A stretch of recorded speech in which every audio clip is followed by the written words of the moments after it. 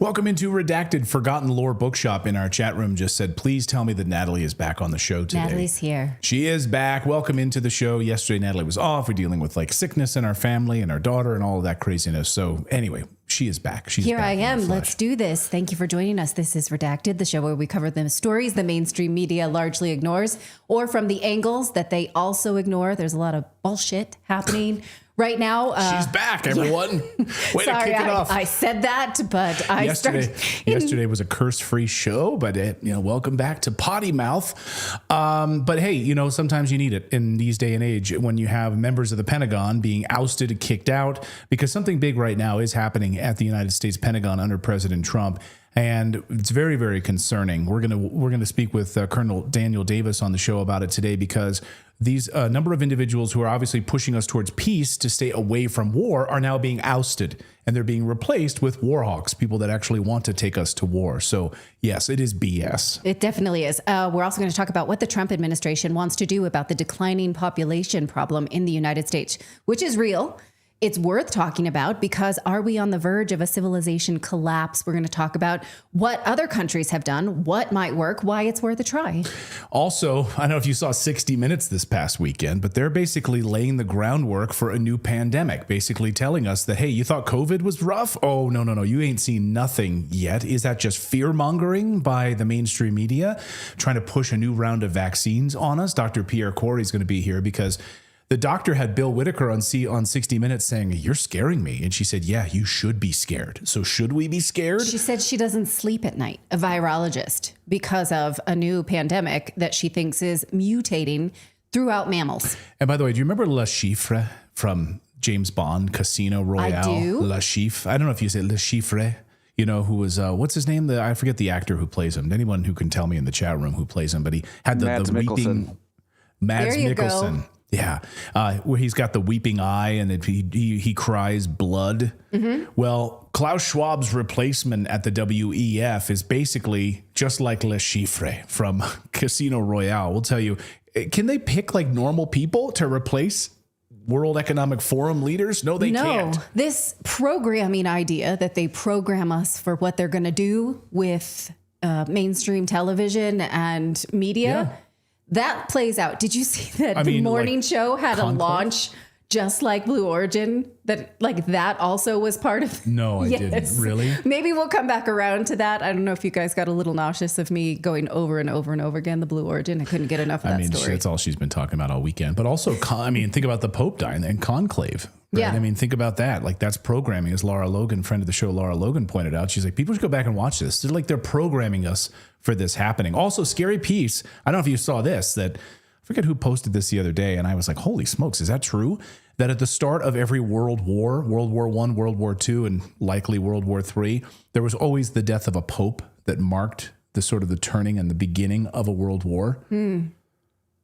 So on that positive note, we've got a lot of news to get to on your show. But first, we want to tell you about our friends over at Kickoff, because, hey, you may have just filed your taxes, you're thinking about your finances, and you're looking at your credit score. Well, if it is your goal to make sure that you ramp up your credit score in order to make a purchase, in order to do whatever it is your financial goals are, then you need to look at Kickoff. What they do is help you come up with a way to get credit by offering you credit to buy things that you may already want.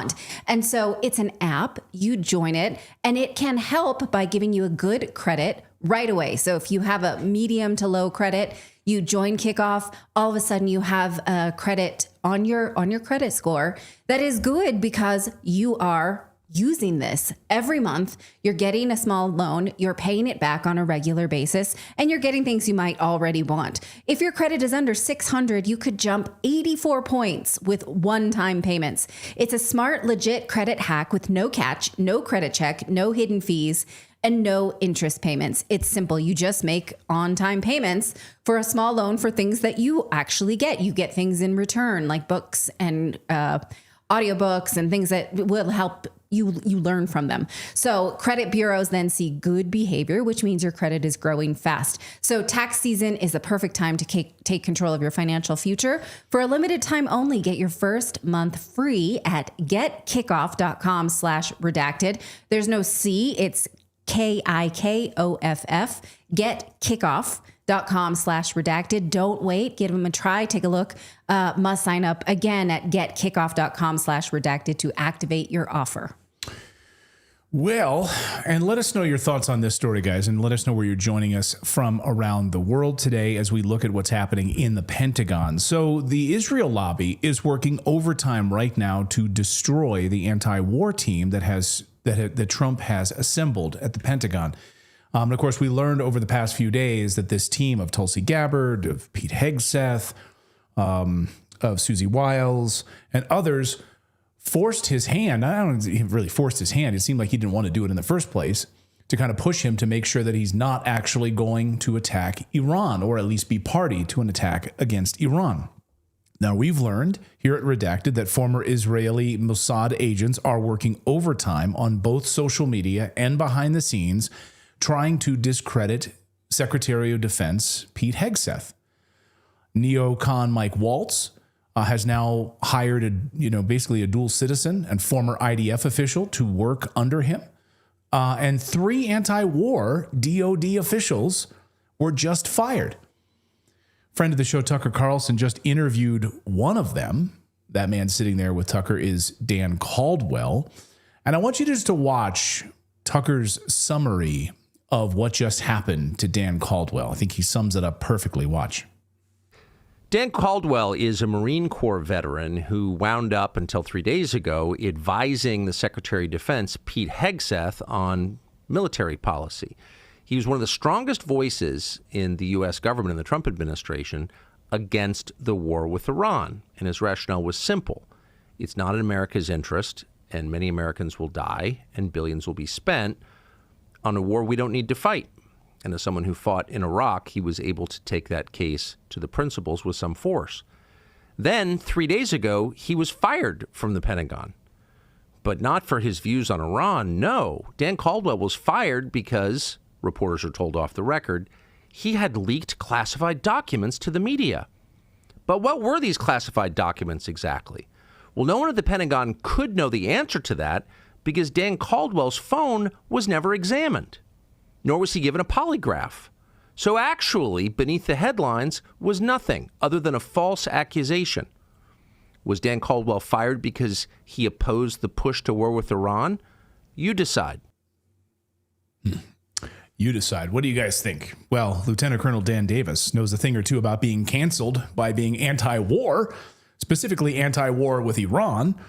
He almost worked for the Trump administration until the neocons and Israel lobby made sure that he certainly didn't.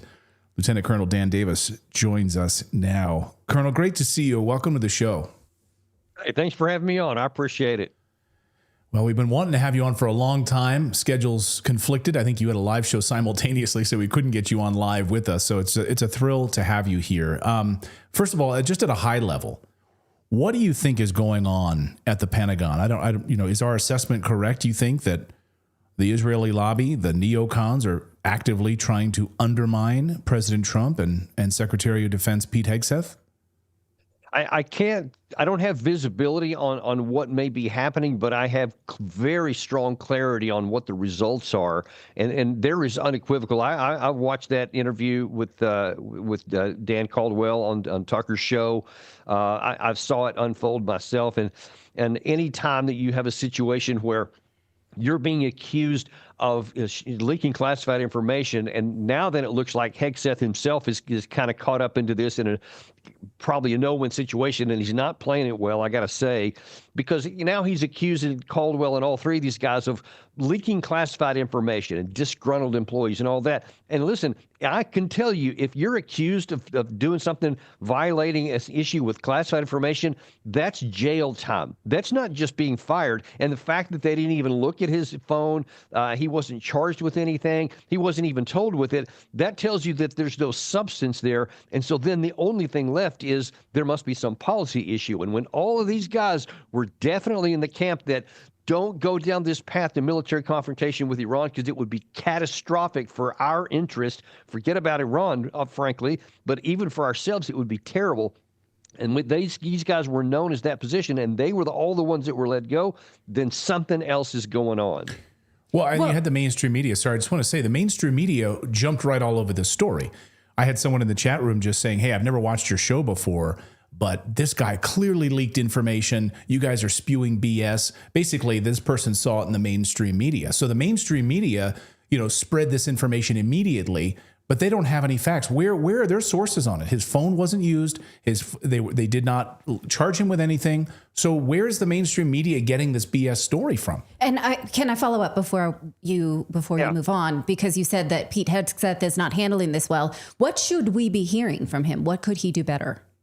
Listen, I know Caldwell. I've known him for 7 or 8 years, and he has been at the height of following the rules, of being terribly dedicated to the country. Obviously, he's a combat veteran himself, has never shown anything except the highest of standards of morality, integrity, et cetera.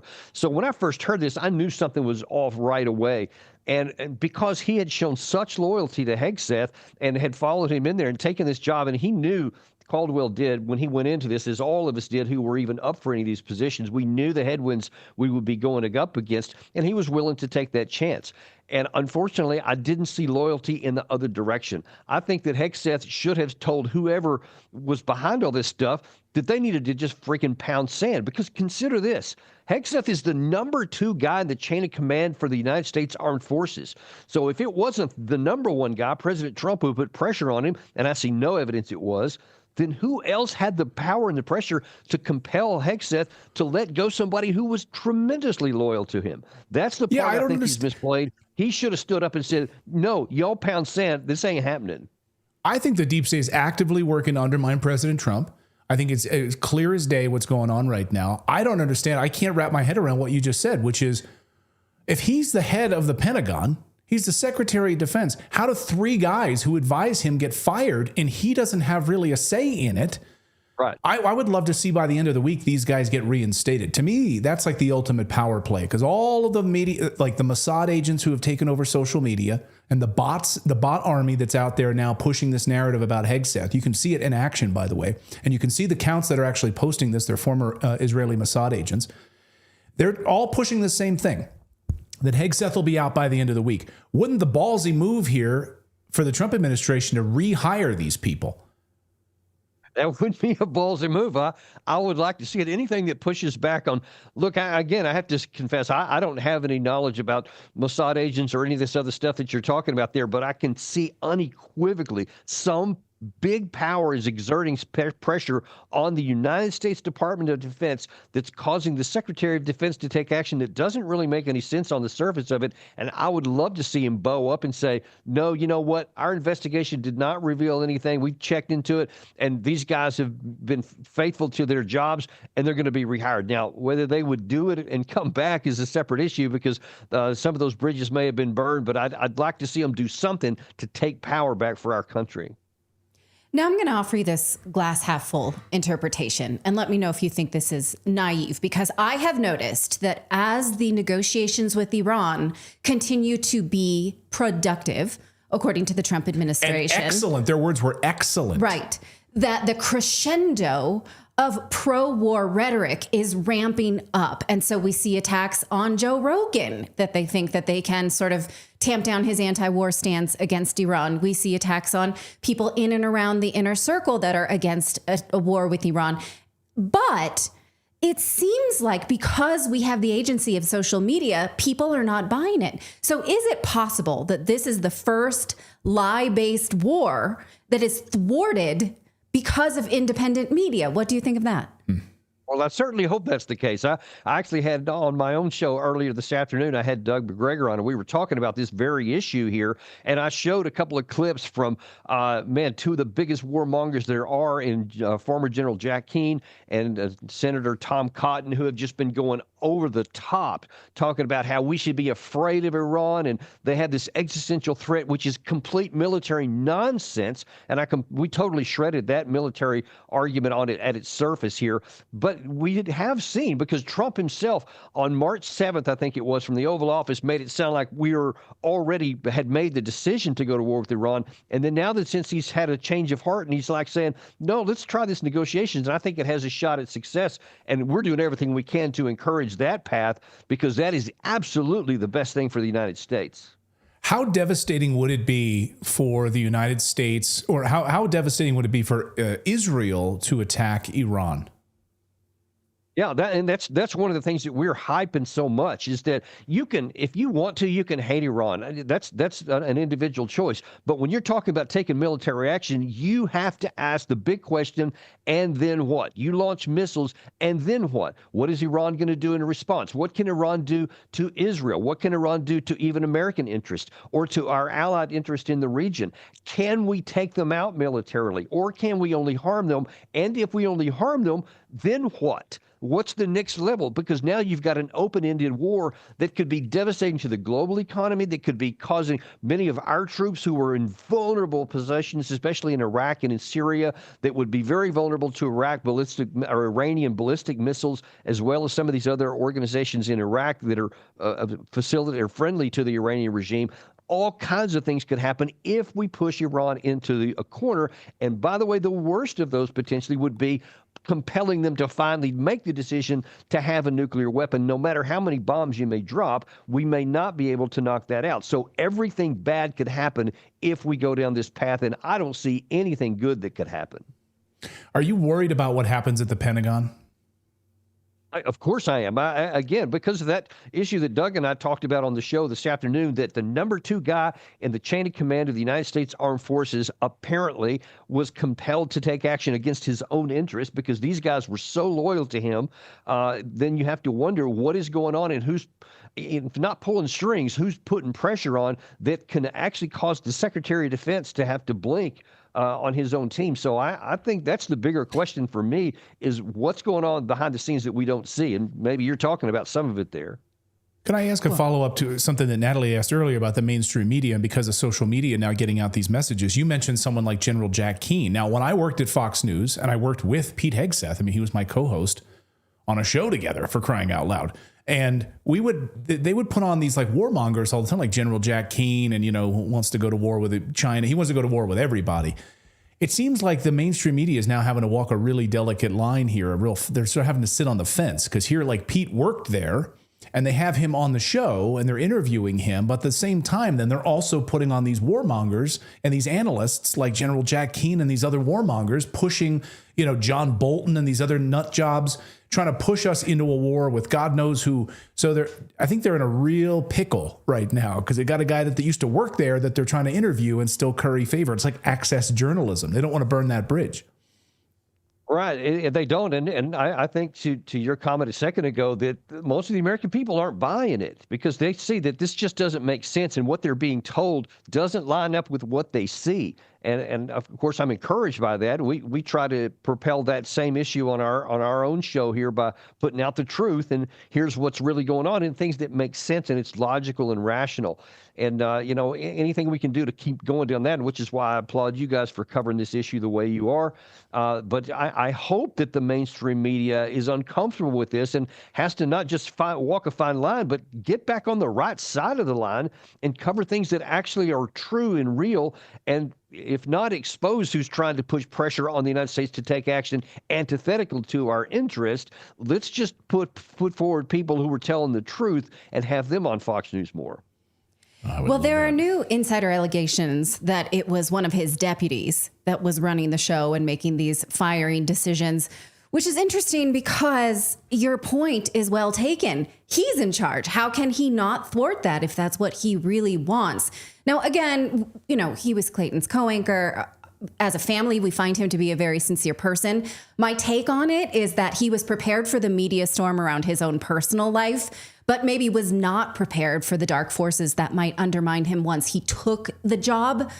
Maybe because I don't know why, right? Because who would be? Who would see this coming? Because the pro-war faction is just so strong and deep-stated, if there's such a word. And he also was very pro-Israel.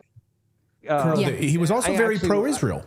Go ahead, sorry. Yeah, and that's fine. I'm pro-Israel, but I'm also pro-truth. And just to be clear on that, and I actually went on Fox and several other networks when his name was first announced as being nominated for Secretary of Defense. And I said, listen, I think that charge that he wasn't qualified, he hadn't run a big business, he wasn't a general and all that stuff. I said, listen, the guys who have all these qualifications have been doing a terrible job in the past. Maybe we need a breath of fresh air. And if he can do the things that he said and, reorient the Pentagon, bring back the warrior ethos, hold people accountable, set higher standards. I said, those are all fabulous things we really need.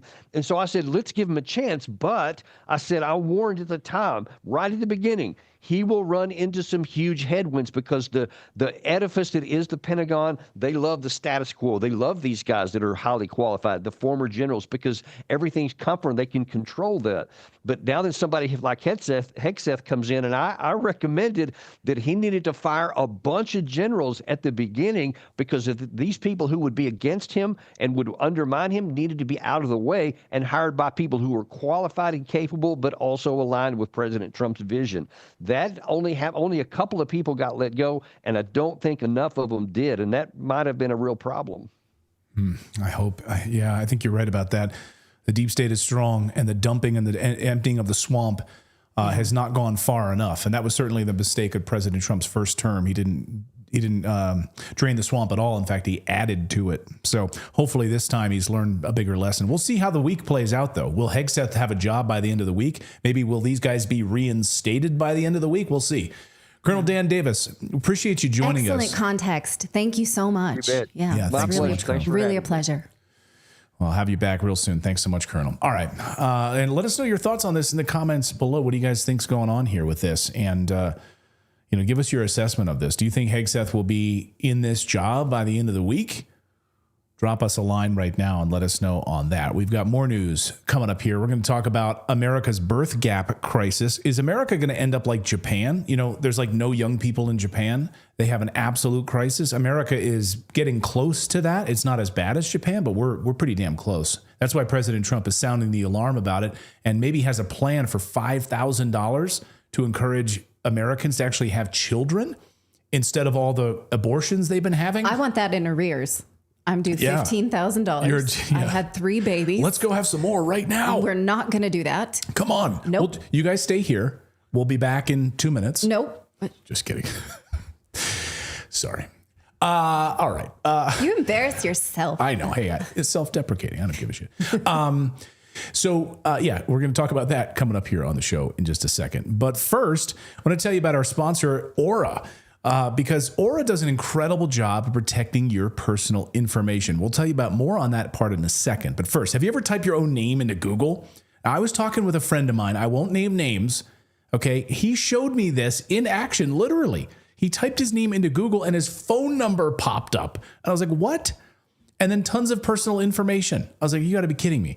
And I told him you need to try Aura because our most sensitive data, social security numbers, address, phone numbers, all that stuff, account information can all be sold by scammers. If you've ever wondered how scammers get your phone number, why your inbox is flooded with spam, why you're getting weird text messages from toll booth scams, have you gotten that one for crying out loud?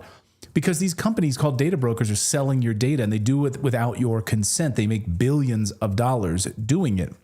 Because all it takes is a fraction of those people to click a link in an email or anything, and then boom, their information is stolen. They use their credit cards. It's awful. And guess what? If you notify these data brokers, they are legally required to remove your information. And it makes the process confusing, and they make it hard on purpose so you can't find out how to remove it. That's why I recommend our friends at Aura to our family and friends, because they take care of the hard part. They actually automatically remove your info from these websites. And they keep it off. They'll also send you alerts if some of your information has been stolen or sold to a broker. They will trigger it and let you know about it. So if your personal information is found on the dark web, they can actually go and remove it. Their app is also a secure VPN. It's antivirus. It's a password manager and more. So look at this deal right now. Aura is giving, it also gives $5 million in identity theft insurance protection. So they will cover that $5 million in identity theft insurance protection. They have US-based fraud experts ready to help 24/7. So go right now, check them out, and let Aura do the hard work of keeping your data safe online. By the way, do you see that QR code on the screen? You can just scan it, and you can start your 14-day free trial right now. Go to aura.com/redacted, or just scan that QR code, or just go to aura.com/redacted.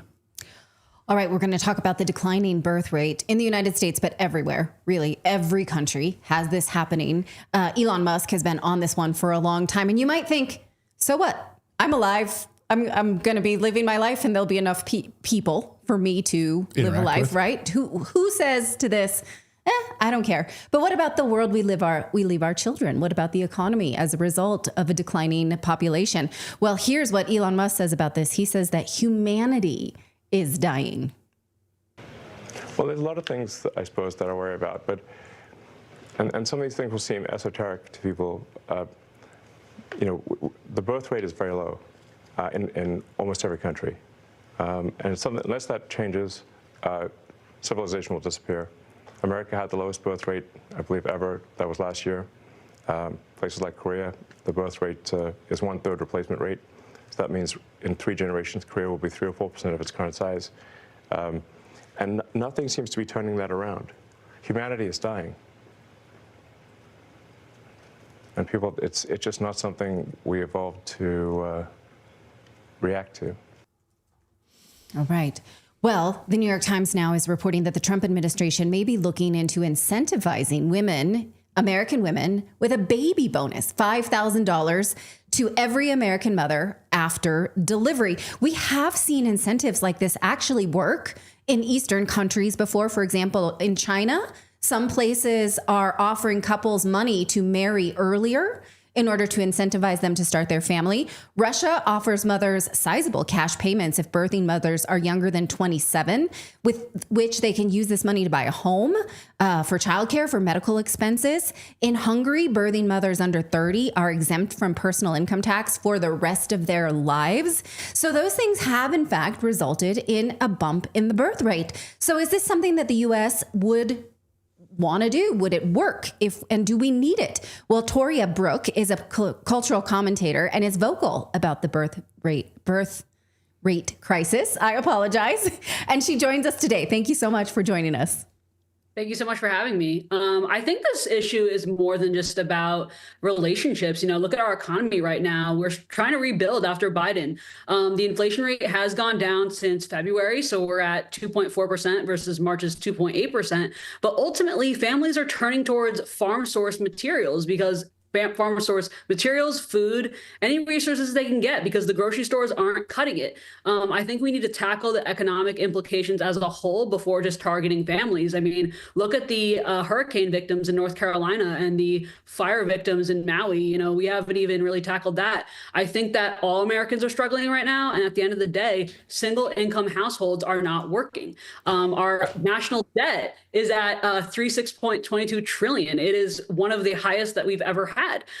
So in order to encourage people to have more children, it's more than a $5,000 incentive. We need to focus on getting the nuclear family back together, lowering our debt, and encouraging families to even exist at all.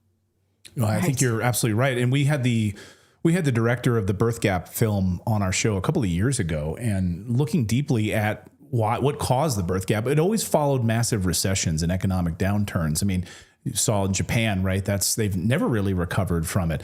Russia, after the fall of the Soviet Union, was devastating, right? So Russia put in these financial incentives to really help its people in that way. But I think you're right. America is hit with a double whammy. So we have what the liberals have done over the last 20, 25 years in the United States, have basically told people, don't have children. You don't need to be married.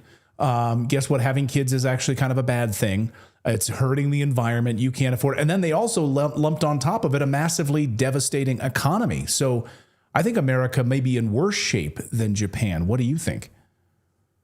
I think right now, especially with relationships, social media took a huge hit on communication and the way that men and women interact. And there's just been this whole feminist wave that really encouraged women to think that men weren't useful to them and they weren't helpful. And at the end of the day, we both need each other. That's how we coexist. So men are providers and protectors, and women are supposed to be, caretakers at home. And some choose to have careers. But I think that women would be more encouraged to seek relations with men if it was more suggested as a society, yes, this is something that you guys should be striving towards. And God created man and woman to be together, and that truly needs to be resolved, including in the church, which has been really money hungry, which is interesting because really there should be more giving back considering the economic state that we're in.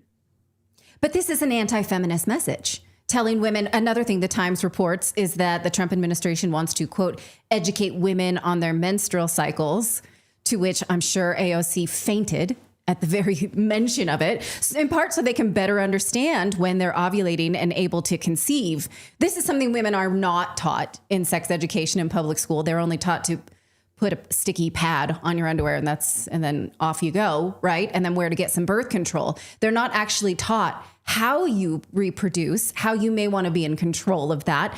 And so people who want to talk like this are put on the back foot because we're called anti-feminists, because we want to talk about the fact that our bodies were built to do this and that it might be good for society, right? How do you feel about that? Well, I think sex education in the education system should be reformed because let's face it, men would actually be a lot more successful in their relationships if they understood that, and women have 4 cycles throughout the month. So believe it or not, there is a week out of the month where a woman will be hotter than the other 3 weeks.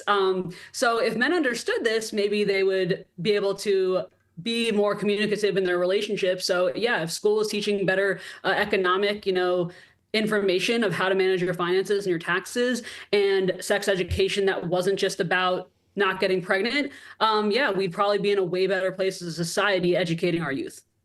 Right. No, sex education is mostly about avoiding sex. No, they want you to have the sex. They don't want you to have the resulting baby. That is the purpose. Yeah, they'll teach you in nursery school now how to have sex, and put books in the children's libraries about it and all sorts of weird perversions and stuff like that. But they don't want you to actually have a family. That's been the liberal agenda for the last 30 years. Yeah, and it's really a shame. And I think that people are starting to realize this, though. You see a lot of movements, especially on Instagram, for holistic health, getting back into the home. And I think that's encouraged. And even today on the food front, RFK just announced that the harmful food dyes are going to be banned effective at 4 p.m. Eastern today. So pretty exciting. I know people have been really anxious to see more change in the food system. I know fluoride's also being banned, but all these things affect fertility, right? So I had this conversation a couple months ago on OAN with Ivory Hecker and Rachel Wilson, and we were discussing the things that affect fertility. And now we're being a lot more educated that it's not just about age, right? It's about the things that we're consuming in our bodies. And I think that needs to be more of a priority in teaching people how to have families. Yeah. Men's fertility has plummeted also. I mean, you're talking about the women's side, but it's like it takes 2 to tango, and the men are suffering massively from whatever's causing, this massive fertility drop in men. Do you think that $5,000, this plan that's being floated by the Trump administration, would actually work? Do you think it would encourage people, if they still can't afford a house and still struggling with all this massive credit card debt? I think the idea is a start, but I think that it's going to take a lot more than $5,000 as an incentive to get people to have kids, right? Because in order to have children, you have to have a relationship. So I don't know if $5,000 would incentivize a man or a woman to say, hey, I'm going to get locked down and let's have kids. But I think as a culture, the more we continue to push the messaging that, hey, we were put on this earth to procreate, have families, and better this world. That's what we have to keep promoting, and it takes positive people like us.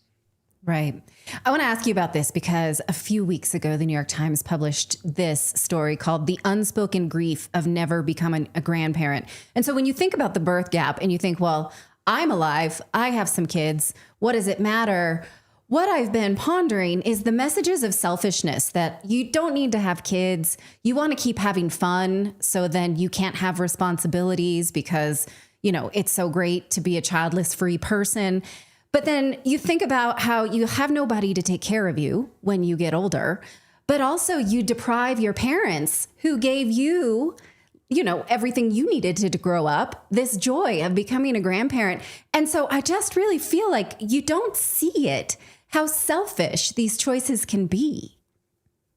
Well, like I said, until we fix some of the national debt here, Jim Ricker is actually an investment banker and a lawyer who's been prevalent in many administrations in Washington, actually said that there's a rumor going around that Trump may release 150 trillion back into the economy, which may cause a little bit of happiness and, maybe some retail therapy. But I do agree with you that economic standpoint, as well as the selfishness, we have been taught as a society that you will be fulfilled on your own. But the truth is, you've got a lot of these childless people that are walking around that don't feel fulfilled. So I think multiple factors go into this. And if you want to choose to not have children, that should be allowed as well. But I think the Trump administration is trying to go in the right direction with the $5,000 to start. Yeah, I think you're right. Toria Brooke, great to see you. Thank you so much for your perspective on this. A lot to digest, and we really appreciate it. Thank you so much. Have a great day. Thank you. And in the Birth Gap documentary, they call it unintended childlessness. People who thought they would always have time, they could make the decision later, and then it's too late. And then that's one of the great sadnesses of our time. No other generation has experienced this epidemic of unintended childlessness, and it is a tragedy. It's a social tragedy in our era. And that New York Times piece you brought up, I think it was like a resonating moment where this grandparent was this older person was walking through like a park, a playground, and saw like other grandparents with their grandkids, and this person was like, well, I guess I'm never going to get to experience that, because my child was too selfish, or they couldn't afford it. I don't know, but that's where we are right now. This is kind of funny. We have new neighbors coming in that are recent empty nesters. And they're hoping for grandkids. And my daughter, who's 8, was like, well, once we get to know them, I'll just call them grandpa, and I'll just go over there and like they'll give me cookies and stuff. So my 8-year-old's like, I will fulfill that role. I'm ready. That's nice. I like that. All right. And by the way, we're working to get Jim Rickards on the show. Toria just mentioned Jim Rickards about this 115 trillion fund that has been set aside. And will President Trump access it? We're going to dive more deeply into that. Hopefully Jim can join us on the show here. I've read a lot of his books, so I'm a fan of his work. All right, we've got more news to get to here. We're going to talk about what she just talked about, the food dyes. RFK Jr. making that announcement. We're also going to talk about Klaus Schwab and his replacement, and we're going to talk about the new pandemic.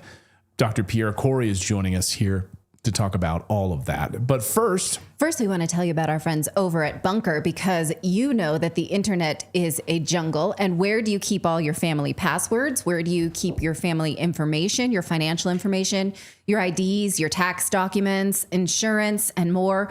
Bunker is the one app that delivers supercharged privacy and security, letting you store, share, and communicate freely with those that you trust. Now, if you are a prudent chief home officer of your finances, you may think once a quarter, okay, I need to back up my documents, make sure that my taxes are filed, make sure that my loved ones know where to find it.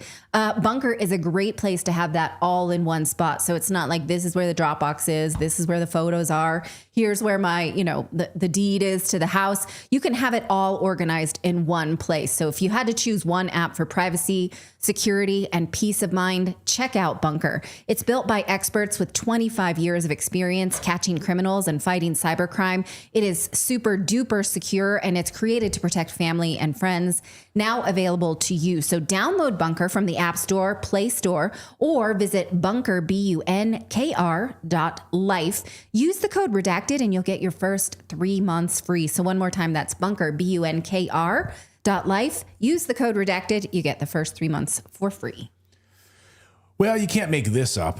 Klaus Schwab is out at the World Economic Forum, and who do they just slide in as an interim chairman? The new head of the WEF is a former CEO of Nestle. His name is Peter Brabeck-Letmathy. I don't even have to say his name. How would you say that? Brabeck-Letmathy? What a name. Look at this guy, though. Here he is. This is literally the new head of the WEF. I mean, and yeah, like everyone's like, well, what is going on with this weird, like bloody eyeball? And he does look a lot like Le Chiffre, doesn't he? From Casino Royale with the bloody dripping eye. Reminds me of this Bond villain easily. So this new guy, though, believes that water is not a human right, but a commodity to be sold and owned by the likes of Nestle. This is the same guy who argued that filling up your pool or washing your car shouldn't be a personal choice. Why? Because some unelected global body should actually be in charge of how much water you're allowed to use per day, for the greater good. Listen to him.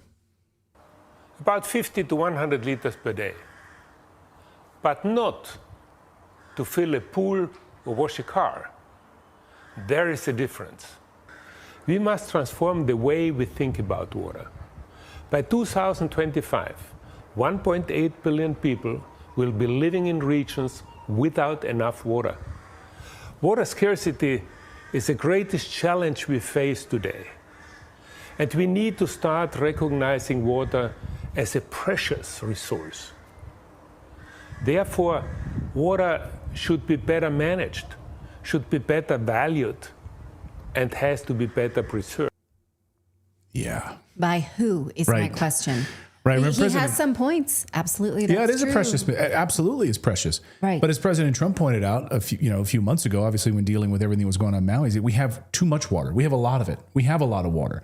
It's just being, misused and not being Nestle used correctly. Is a company that steals water. Yeah, I know. I'm going to show you. I'm going to show you some details. Yeah. Not only that, but it's the same people that have an actual ad campaign in Africa to convince women to stop breastfeeding and use their formula. Yes. And so yes, great point. So I mean, they steal water and they're using use our breastfeeding formula instead of actual breast milk. What did Philip just say? What was your last sentence? Oh, I was just saying that's the guy we want in charge of everything. I guess the World Economic Forum. That's going to go well. Right. Well, also Kamala Harris, you recall, I don't know if you guys remember this. I remember. She told us, remember, the next war is not going to be like a kinetic war in the traditional sense. The next war, it won't be over oil. It'll actually be over water. Watch. And here's the other thing, because I also, I'm in a lot of meetings on foreign policy. For years and generations, wars have been fought over oil. In a short matter of time, they will be fought over water. So when we think about building up our economy around our infrastructure on something like water policy, it's literally about jobs. It's about the fundamental source of life that Tammy Duckworth was talking about. It will sustain life. And it's about strengthening up our nation. Yeah. I saw Mad Max. I know how that goes. Yeah. I mean, so you have these globalists, you have Kamala Harris, you have the new head of the WEF talking about water. So if you think that sounds bad, just wait. Under Brabeck's leadership, Nestle, and this is what David was talking about, extracted millions of liters of water from indigenous lands in Canada while local residents couldn't even get clean drinking water. According to reports, Nestle is one of the largest users of water in the food and beverage industry. And in 2023, the company withdrew approximately 95 million cubic meters of water globally. 37% of that came from water-stressed regions. So they knew the areas were bad, and they went in and took the water from them anyway. Nearly half of this water was consumed in their operations, and while the rest was actually discharged, they just dumped it back in the environment. So let's get this straight. Nestle can drain aquifers dry and sell it back to you in their plastic drinking water. It's brilliant, actually. It's a brilliant business model. We'll steal your water and then sell it back to you. But you're the bad guy for wanting to take a long shower, right? They're going to tell you how to regulate it. That's peak globalist hypocrisy. And it makes sense that he be leading the WEF at this moment. Well, the YMCA proudly allows men and women to pick the gender and then use the locker room they feel like, because that's how they roll. It was only a matter of time until that policy exploded in their face. And it did, in fact, in Kansas City recently. This Missouri man, pretending to be a woman, exposed his genitals to a 7-year-old girl and her mother in the women's locker room. And it was at the North Kansas City YMCA, where hundreds of children attend for various classes and such. Here is how the local news reported it. Okay. Actually, I'm quite surprised that the local news called him a man and said it was his genitals, because up until this point, we've had news agencies calling trans identify, you know what I'm trying to say. I know. Trans identified men, we were using their preferred pronoun. And so we had a lot of media that were saying her penis, which should never happen. There was no her penis. It was his penis that was exposed. Said penis belong to a male. I'll stop saying the word penis. Okay, so we dug into where the YMCA gets its funding, and it turns out, you may be surprised, that the YMCA leverages approximately $1.5 billion each year in grants, with more than $600 million coming from government sources. Not only that, we found that the YMCA, across the country using federal dollars, still using vast DEI programs for children, including after-school DEI programs, all paid for with your tax dollars. So it's based on something they call the diversity wheel. So take a look at this on your screen. This is the diversity wheel, which allows for gender self-identification. And among their core beliefs are the following. Let's read it. Core dimensions are central to our personal experience. They've sustained influence in our lives and are often the dimensions that we most closely identify with.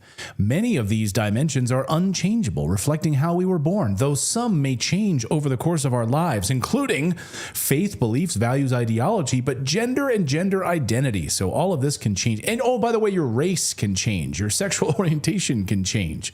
So yes, your DEI dollars at work, your hard federal dollars, your tax dollars at work for DEI programs at YMCA. I tweeted a few minutes ago about this, and I asked Elon Musk, hey, Elon, you over there at Doge, like, why is YMCA getting $600 million of our tax dollars to fund these things and allow these, I thought the government banned DEI. I thought so too. Why is this allowed? And it's right on their website. Just go to the YMCA's main website. It's right there. You can read all about their diversity wheel and how they're running these DEI programs. So Elon, hit me back. I love to answer that question. All right. Well, hey, moments ago, a stunning announcement out of Washington. Robert F. Kennedy Jr. officially declaring that artificial food dyes are done in the United States. That's right. As of this afternoon, the Secretary of Health and Human Services declared a nationwide phase out of petroleum-based food dyes, the kinds found in cereals, potato chips, sodas, candles, snacks. Basically, the entire American grocery store is going to be affected by this. Wait, you can't put dyes in a candle? You're not supposed to eat the candle. No, but I don't know exactly, but I think nobody else is eating candles. I went to a sushi restaurant last night, and they brought the sauce for the sushi, the nigiri, and it was clear. And I was like, I thought that was, he's like, it's a sweet sauce, but we don't put red dye in it anymore. Oh. How'd it taste? The same? It tasted the same. It was great. Imagine that. Have you seen the clear ketchup? That weirds me out a little bit. It looks like hair gel. Ew, that's weird. I know. But see, this is why we have this problem, right? So the people think that things need to look a certain way, like this apple needs to be this shiny object, right? But in fact, no, it doesn't need to have that preservative coating around the outside of it. What is that company Peel that Bill Gates runs? Right. It's like it reminds me of the non-nutritive furniture varnish or food varnish from Christmas Vacation that you remember Clark works. Yeah. And he made that non-nutritive cereal varnish to keep the milk from cracking it down. It's so we need to get over these things, And anyway, but let that sink in. The United States government just declared war on red 40, yellow 5, all the rainbow colored toxins big food has been pumping into your kids for decades. So this is all part of his big Make America Healthy Again program. Now this video, and it hits really home because the same dyes that are banned in Europe are still included in U.S. versions of those same exact brands, and Americans are fed up about it. We just talked to Toria Brooke a few minutes ago, on fertility issues in the United States. All of this processed food, why are fertility rates dropping, precipitously? Listen to this woman. She went viral yesterday. At this point, how are you not just curious? How do you not want to just try something different? Look around. Look how many young people have cancer nowadays. Children have cancer. Look at the skyrocketing rates of autism. How come none of us can handle dairy anymore? None of us can handle gluten. Everyone has allergies. Dogs. You have to have health insurance for your dogs now. Dogs are getting cancer. Look, the food's poison, the water's poison, the soil's messed up. These companies have no liability. I'm just at the point where I'm like, is it an ego thing, especially with people on the left? You just don't want to be oh, everything I've been told is a lie. They're purposely making sick because they profit off of it. It's no, wake up. None of this is normal, and it didn't used to be this bad, and it's only going to get worse as well. I think what she's alluding to, people say, no, I can't be worried about that because if I pull the thread, how far will I go? Will I regret the vaccines I gave my children? Will I regret the decisions I've already made in my life? Yes, that happens when you take the red pill. And so there are so many people who are afraid to question any narrative because it has to be this package of, I believe everything that the media tells me. And I understand how painful it is, but there's no choice. You either live in denial or you don't. Phil DeGore in our chat says red dye was taken out of cosmetics in the 1980s. Is that true? So you couldn't put it on your face because they knew it was terrible for your face, but there's like, but you can still drink it in your like diet weird cherry flavored thing, you know? Anyway, so it looks red. It must be cherry, but it's made up of like weird chemicals and red dye and all this stuff. So anyway, that's good news. So I just want to say this, you know, last 2 weeks ago, we had Dr. Robert Malone on the show. And we talked with Dr. Robert Malone about this, about, you know, a lot of people were getting antsy about RFK Jr. because he'd been in there like 3 weeks or 4 weeks or whatever. And he said, just give it time. I know he's working on some big things. Just have some patience here. Yes. And then, all right, we get him banning fluoride.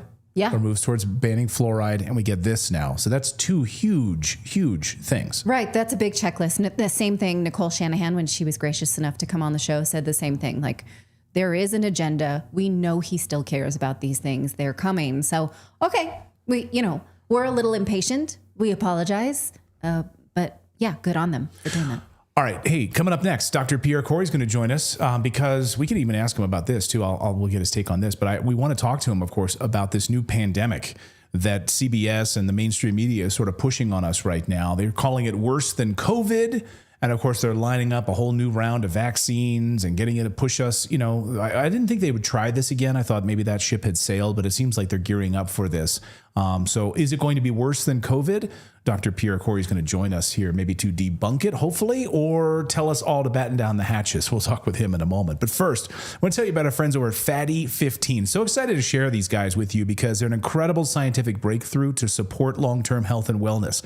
C15 is the first essential fatty acid to be discovered in 90 years. And get this, studies have confirmed that it's 3 times better, broader, and safer than omega-3s. Fatty 15's co-founder, Dr. Stephanie Van Watson, discovered C15 as the first essential fatty acid to be found in over 90 years while working with the U.S. Navy to continually improve the health and welfare of aging dolphins. Isn't that amazing? So it's pretty simple. Essential nutrients keep our cells healthy, which keeps us healthy.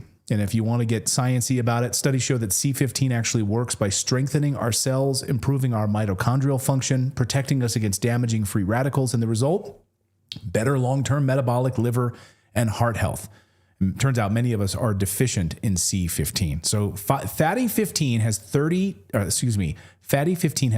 times more cellular benefits than omega-3 or fish oil. Fatty 3 is made from a patented pure and oxidant-resistant C15 powder derived from plants. And omega-3 fish oil supplements often go bad before they even leave the bottle, so you're getting like really rancid stuff. So try it right now. Fatty 15 is on a mission to replenish your C15 levels and restore your long-term health. You can get an additional 15% off right now of their 90-day subscription starter kit by going to fatty15.com/redacted. That's fatty15.com/redacted, and use the code redacted at checkout to get 15% off their 90-day subscription starter kit. All right. I'm going to have You're the One for Me, Fatty, in my head all day. The Smiths song? Now. Or is that Morrissey or Smiths? It's the Smiths, I believe. Yeah. Oh, no, it's not. I think that's a Morrissey song. You're the one for me, Fatty. You're the one for me. Clayton used Don't to sing say that to about me, our next guest. Do not call him. When I was pregnant, and I actually liked it. Yeah, that's why I call her. I called her Plumpy. And all right. So on Christmas gifts, I'll label it to Plumpy. Yeah. From Clayton. Yeah. That's love, you guys. That is love. Yeah. You can only hope that you find a man who loves you enough to call you Fatty. That's right. All right. This week, 60 Minutes did a terrifying report about how bird flu is poised to be the next pandemic. Now, we can't show you 60 Minutes videos from here because they take our videos down when we do. Here is the transcript. Look how scary this is. This is Dr. Angela Rasmussen, an American virologist working in Canada. She said that it's not just the number of human cases of bird flu that's alarming, but that the virus is jumping to more mammals. And it's basically basically EIEIO. It's chickens and pigs and raccoons, and she just goes down the list. She says she can't sleep at night and that we need to be actively testing for it and looking for it, or it's going to explode before our very eyes. Bill Whitaker says that if this does, in fact, become the next pandemic, he says it would make COVID look like a walk in the park. Dr. Pierre Corey is the founder of the Leading Edge Clinic and author of The War on Ivermectin, the medicine that saved millions and could have ended the pandemic. He joins us to discuss. So, doctor, how worried are you? Are you able to sleep at night, or are you up counting sheep like this virologist from Canada? You're asking me, I am not worried at all. I mean, as you guys almost kind of pointed out, I mean, what makes an expert is pattern recognition, right? We've seen this playbook before, right? Instill fear at the same time that you come out with a fast-track approved vaccine, a terrifying vaccine, a self-amplifying mRNA vaccine, for avian flu, and you're trying to create and drive a market to get vaccinated. And, Clayton, I listened to you just a moment ago, and like you, I don't think this playbook works anymore. I mean, their big show was COVID. They've been trying to do it again. I remember our smallpox pandemic that they tried to scare us with, right? That was the whole thing was silly.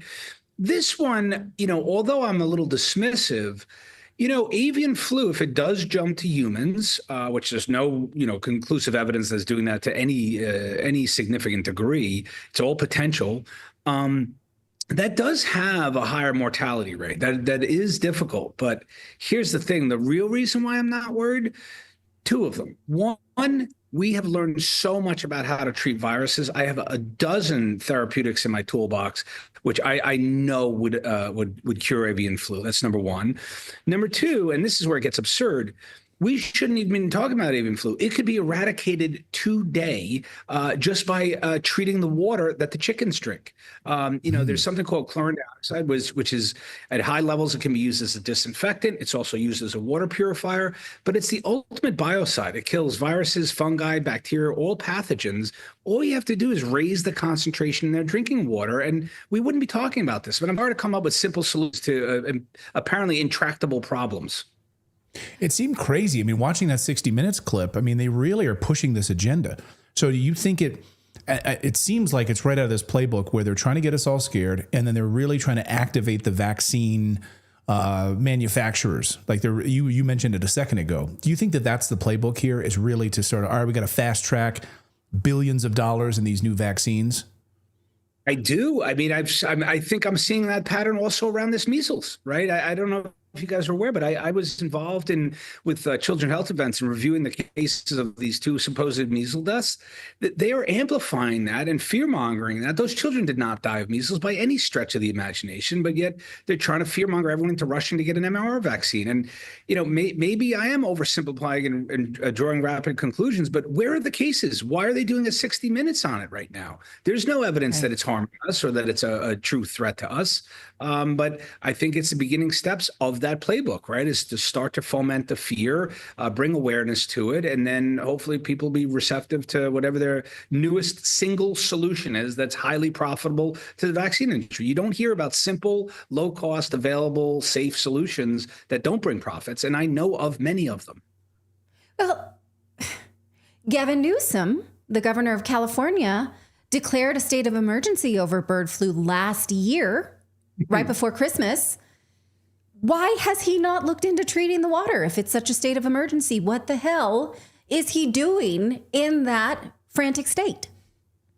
Well, you're leading me to an uncomfortable answer, which is maybe they don't want a solution. Maybe the solution that they want is the solution they're providing, right? And there's a lot of incentives to that being the solution.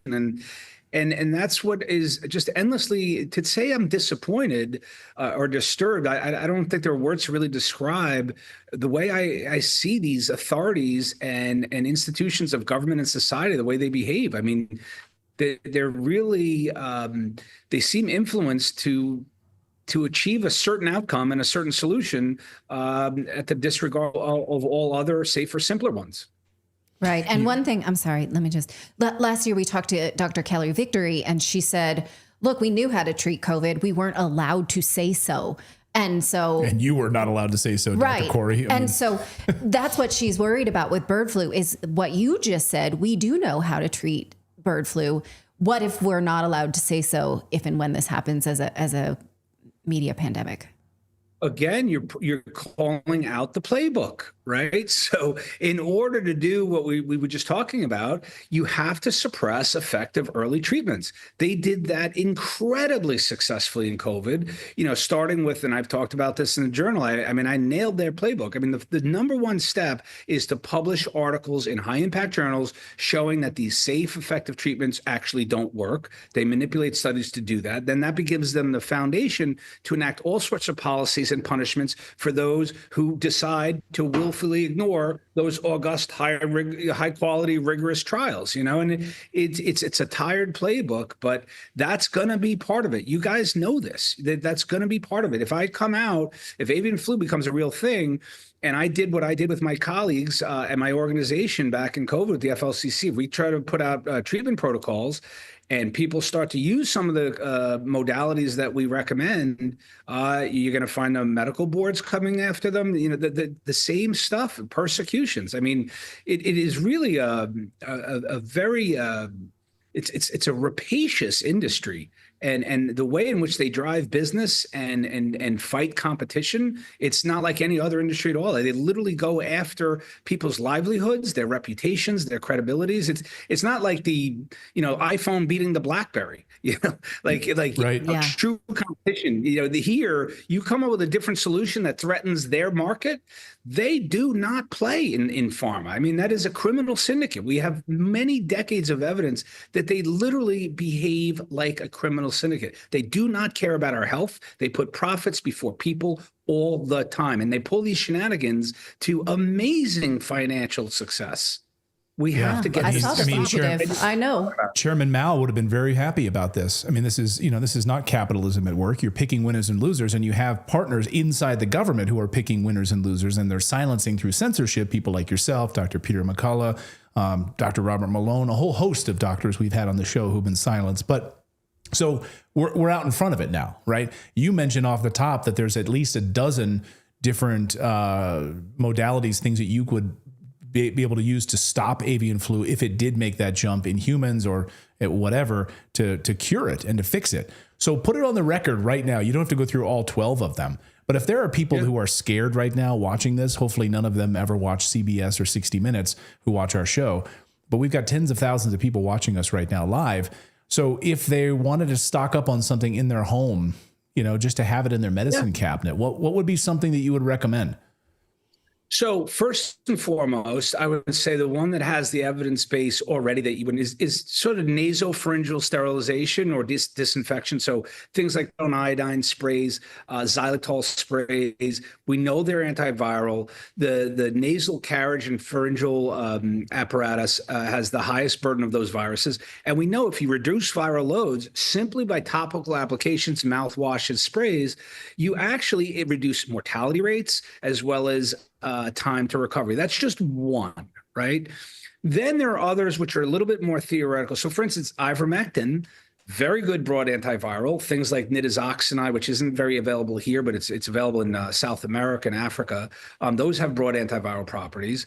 And then I'm going to come back to a really dangerous topic, which is chlorine dioxide, which is very widely available.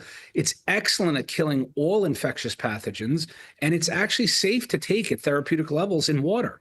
We know what the safe levels for routine drinking water disinfection are, but those levels are far below any toxicity levels, and therapeutic ranges are just above that. I'm just going to come out on record saying that if I got avian flu tomorrow, that's what I would use. In terms of what I think would be the most potent. But there's also things like if we knew it was coming, we should have a national campaign to replenish vitamin D levels. We know the higher your vitamin D, that your chances of dying from any infection are markedly reduced. And so I think there's a bunch of sunlight. Sunlight's what saved most people in the 1918 flu. And so there's lots of just different approaches, not only to maintain and make robust your immune system, but also that have antiviral properties. Things like artemisinin, right, which is a native. It comes from a plant that was highly effective in COVID. I've heard from colleagues from different countries, they had no problems with COVID using that. So there's lots of options that are safe, that have been well studied and used, and so they're not like risky proposals. And I think they would just put forth so much potential benefit that this fear mongering wouldn't stick. Yeah, Now, and I think, sorry. What do you think? No, I was going to say, but none of what you just said there is going to make big pharma a lot of money. So they're going to probably silence you and try to hide it. Right. Sunlight. We should make clear we're not diagnosing you. If you think you have bird flu or anything like it, you should talk about these treatments with your doctor. Dr. Corey, I'm not a doctor. I just Right. play one on television. So we need to make that clear. Now, one thing that I've started to see the media come to a crescendo is about tuberculosis. We've seen that in the UK, they have a 13% rise in cases over the last year in tuberculosis, which is serious. We see in the United States now 8% increase in cases.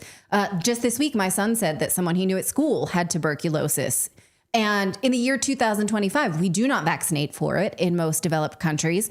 If this had been the pandemic, maybe we would have reacted very differently. Is this a new media scare, do you think? Or how do we assess what the media is telling us now about rise in tuberculosis?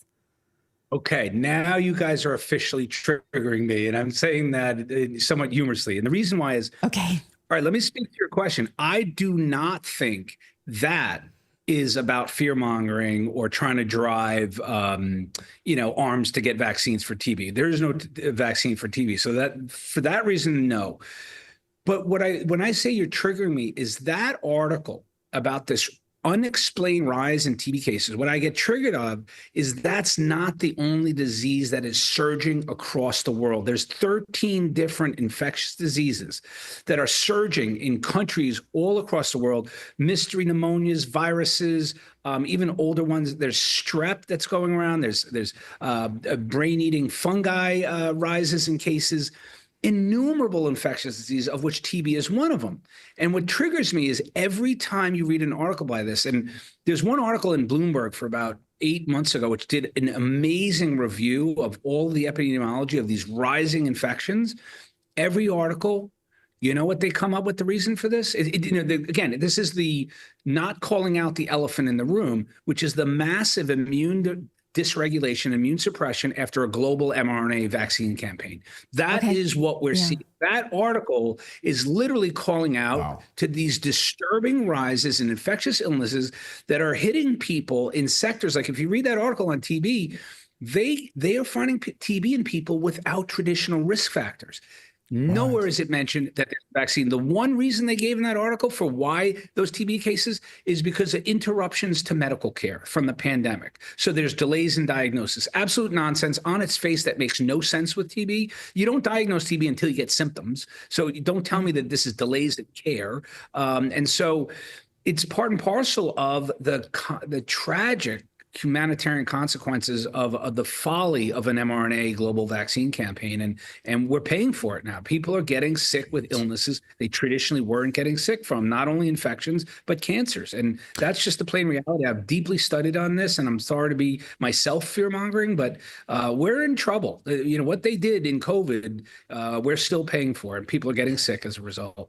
Yeah, and you were warning about it. I mean, I wish you weren't canceled over it. I wish people would have paid attention to it. Well, you've written a book, The War on Ivermectin. But I want to get you out of here on two last questions, Doc, which is, well, how do we treat this? If you have this spike protein, if you've got this in your body, all these people are getting sick, these 13 highly contagious diseases across the world. What is your recommendation for people now to get this out of their body? Can they?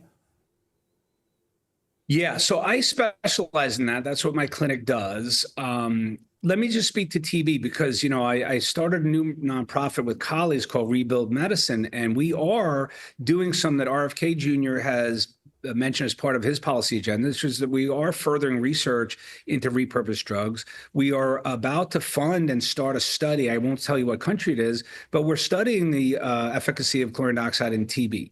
So we are looking for new solutions for infectious illnesses. But to your question in terms of vaccine injury, Clayton, that would be an hour-long episode because there's no single thing. And even that question of can we get rid of spike protein, we don't really have commercially available tests for measuring spike loads. We do tend to follow spike antibody levels, which we think is a proxy. I do have a number of things that can reduce those levels. I just have not yet been convinced that that's the target. I use many different therapies. Not one thing works in everyone. I can see 2 patients with vaccine injury who appear very similarly, and 2 therapies will work great in the first one and do nothing in the second. So it really just, I'll finish my answer by saying that is a very complex and idiosyncratic disease for which you need to work with patients, and you have to do repeated therapeutic trials using, pharmacologic or supplements or nutraceuticals that have mechanisms of action that can marry the disturbances in their pathophysiology. And so it's not a short answer, and I'm still working at it. I've been at it 3 years. I am 100 times better at treating it than I was 3 years ago, but I need to be 100 times more because it's still a tough disease to treat. Well, we'll have you. We'll do a whole hour-long interview with you on vaccine Sure. injury. We'll do that. So we'll put that on the book. So we'll talk to our team and make that happen. So I will get you out of here on this. You wrote the book War on Ivermectin.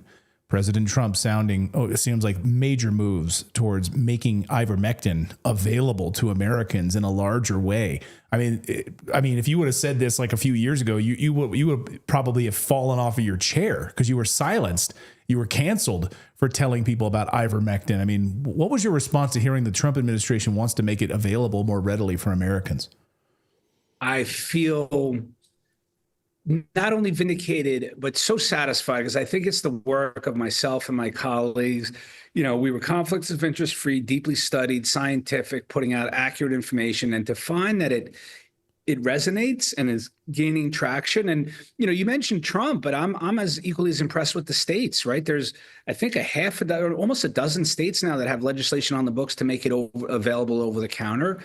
Its utility in treating cancer is becoming more and more widely recognized. And so, the Nobel Prize winning discoverer called it the wonder drug, and it truly is. It's unique in our total pharmaceutical armamentarium over decades. It's one of the most unique medicines in terms of its unparalleled safety and broad applicability. And so I can't think of anything better for, furthering the treatment of illnesses than having the role of ivermectin be recognized. So it's very gratifying, and so I'm happy to see that it's gaining traction and people are realizing that we weren't misinformationists. We were just trying to do the right thing and teach people things that we thought could help them.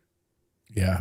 Tell that to Jimmy Kimmel, who was making fun of people for using horse goo or whatever his comment was that time. And it's kind of amazing because, even on YouTube, we broadcast on multiple places, but in their terms of service on YouTube, they specifically forbid the use of that language. Like you couldn't talk about that. You couldn't even use the I word. It's unbelievable. Like the censorship industrial complex that was put in place. So we've come a long way in a few years.